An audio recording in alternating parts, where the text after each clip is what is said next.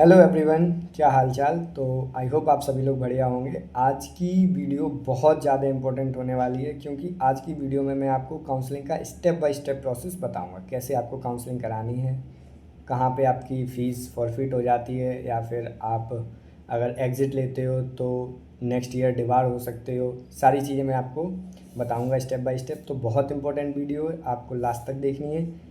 One stop solution है आपकी counselling के लिए। एक बार आप पूरी अच्छे से वीडियो देख लो, आपको कहीं दोबारा जाने की ज़रूरत नहीं पड़ेगी।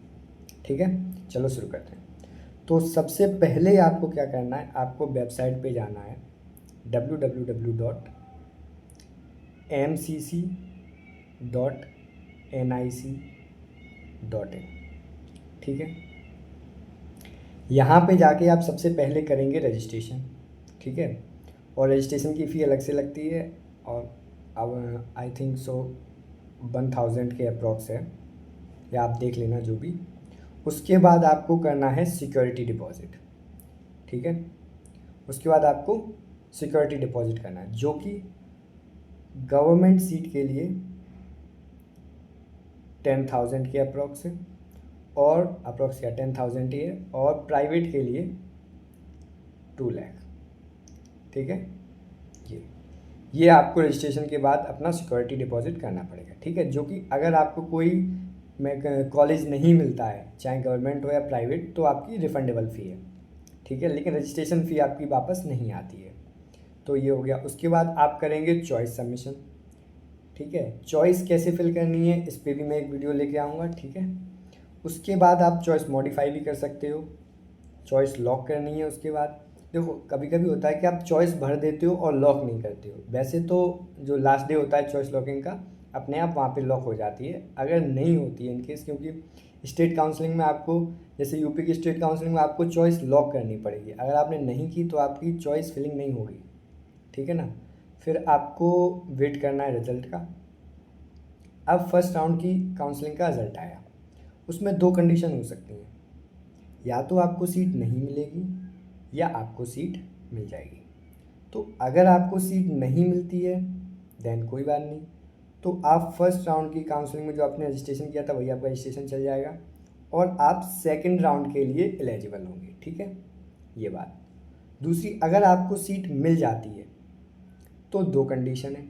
आप, पहली कंडीशन ये है कि आप जो आपको कॉलेज अलॉट हुआ है फर्स्ट राउंड में, आप वहाँ जाके एडमिशन की प्रोसेस कंप्लीट कर दो और एडमिशन ले लो। ठीक है, एडमिशन लेने के बाद आपको, जैसे आपको अच्छा कॉलेज नहीं मिला, आप चाहते हो कि आपको इससे बेटर कॉलेज मिले, तो आप वहाँ पे अपग्रेड के लिए जा सकते हो। अपग्रेड का मतलब कि आप सेकंड राउंड की काउंसलिंग में पार्टिसिपेट कर सकते हो फर्दर चॉइस फिलिंग के साथ।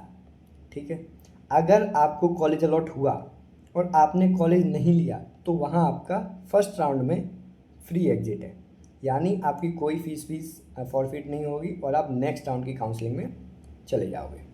ठीक है, आई होप आपको ये बात समझ में आई होगी अच्छे से। उसके बाद अब बात करते हैं सेकंड राउंड की काउंसलिंग। ठीक है, अब सेकंड राउंड की काउंसलिंग स्टार्ट हुई है। तो सेकंड राउंड की काउंसलिंग में कौन से बच्चे आएंगे? पहले तो वो बच्चे पार्टिसिपेट करेंगे जिन्होंने अपग्रेड किया है।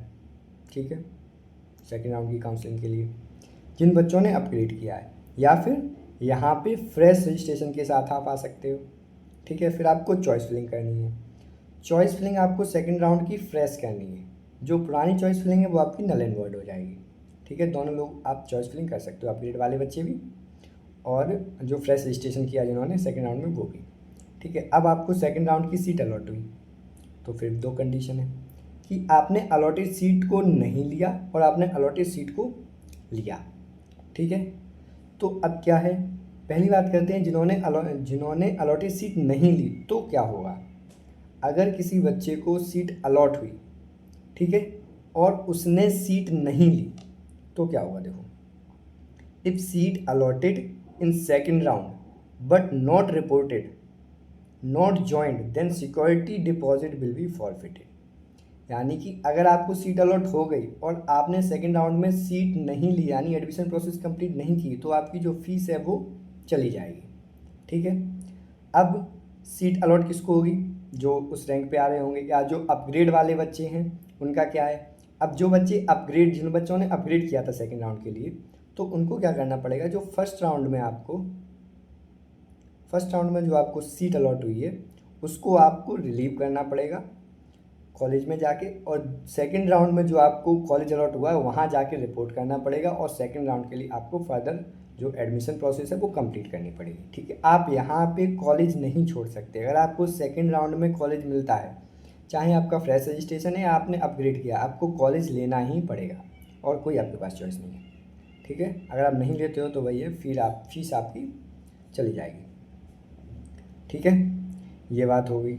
तो अब जिनको सेकंड राउंड में भी कॉलेज नहीं मिला है तो वो थर्ड राउंड की काउंसलिंग के लिए एलिजिबल है। ठीक है, आई होप आपको सेकंड राउंड की सारी चीज़ें समझ में आई होंगी। अब बात करते हैं हम सेकंड राउंड के बाद थर्ड राउंड की। अब सेकंड राउंड में किसी बच्चे को कॉलेज मिला है, ठीक है, सेकंड राउंड में कॉलेज मिला है, अब वो चाहता है कि मुझे थर्ड राउंड में भी जाना है। ठीक है, तो वो थर्ड राउंड के लिए अपग्रेड कर सकता है। थर्ड राउंड में आप अपग्रेड कर सकते हो, चाहे आपको सेकंड राउंड में फर्स्ट बार कॉलेज मिला हो तब भी आप थर्ड राउंड के लिए अपग्रेड कर सकते हो, या आपको फर्स्ट राउंड में कॉलेज मिला था, आपने सेकंड राउंड के लिए अपग्रेड किया था, फिर आपको कॉलेज मिल गया, फिर आपने सेकंड राउंड में जाके एडमिशन अपना कंप्लीट किया कॉलेज जो मिला है उसमें, उसके बाद भी आप थर्ड राउंड के लिए अपग्रेड में जा सकते हो। ठीक है, ये हो गई। तो अब थर्ड राउंड में फ्रेश रजिस्ट्रेशन के साथ चॉइस फिलिंग कर सकते हो या आप अपग्रेड कर सकते हो थर्ड राउंड के लिए। ठीक है, अब आपको थर्ड राउंड में सीट अलॉट हुई तो वहाँ पे दो कंडीशन है, सीट अलॉट होती है या नहीं होती है। अगर आपको सीट अलॉट नहीं है फिर तो कोई बात ही नहीं है, फिर तो आप स्टे वैकेंसी के लिए जाइए।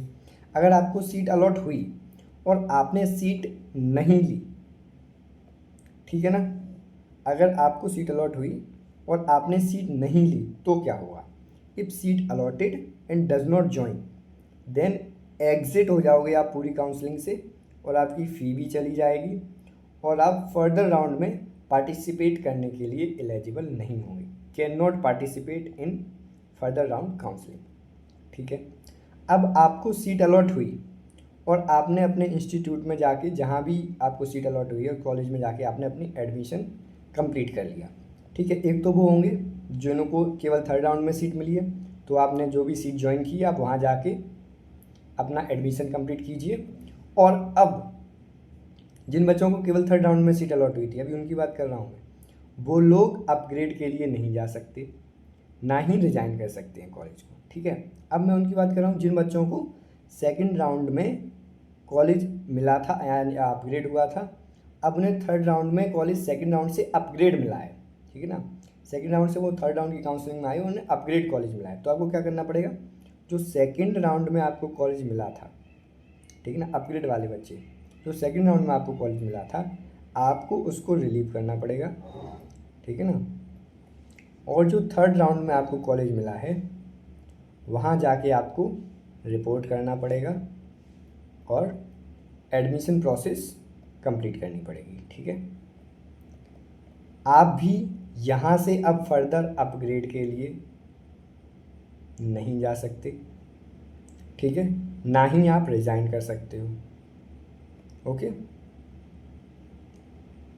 ना ही आप रिज़ाइन कर सकते हो। ठीक है, ये हो गया।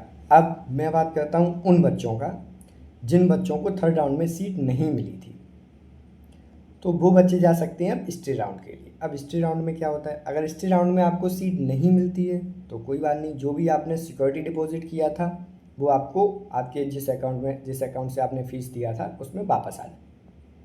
लेकिन अगर आपको थर्ड राउंड में वो स्टे राउंड में सीट अलॉट हुई और आपने सीट नहीं ली तो क्या होगा, तो आपकी फ़ी भी चली जाएगी, याद रखना ये चीज़। सेकंड एंड मोस्ट इम्पॉर्टेंट, आप नेक्स्ट ईयर के लिए नीट एग्ज़ामिनेशन नहीं दे पाओगे, आप एलिजिबल नहीं हो, आप नीट एग्ज़ाम से डिबार कर दिए जाओगे। तो और ये कंडीशन MBBS और BDS दोनों के लिए एलिजिबल है।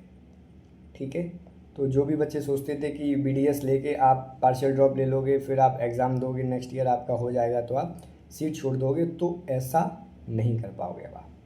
ठीक है, तो इस चीज़ का ध्यान रखो। और काउंसलिंग बहुत ही ज़्यादा इम्पोर्टेंट है, एक एक स्टेप को आपको बहुत अच्छे से कंप्लीट करना है, क्योंकि अगर काउंसलिंग में आप ज़रा सी भी गड़बड़ करोगे तो आप शायद की बात अपने कॉलेज से हाथ धो बैठो, या फिर तो आपको अच्छा कॉलेज जो आप डिज़र्व करते हो वो आपको ना मिले।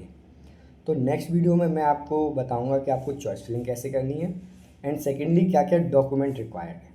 ठीक है, तब तक के लिए बाय बाय, टेक केयर।